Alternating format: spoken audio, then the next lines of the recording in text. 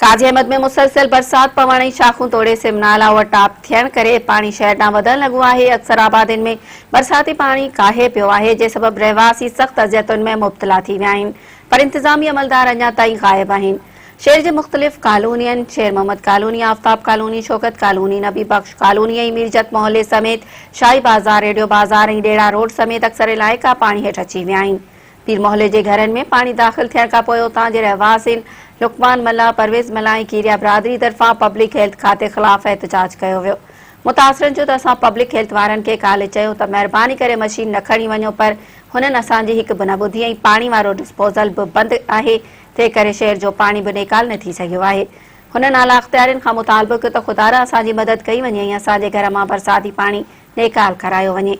हुन शहर में पाणी काहे पवण करे रहवासियुनि सां गॾोगॾु वापारी तबिको बि सख़्त परेशान आहे, पर इंतिज़ामिया अञा ताईं अखि ई नाहे पटी।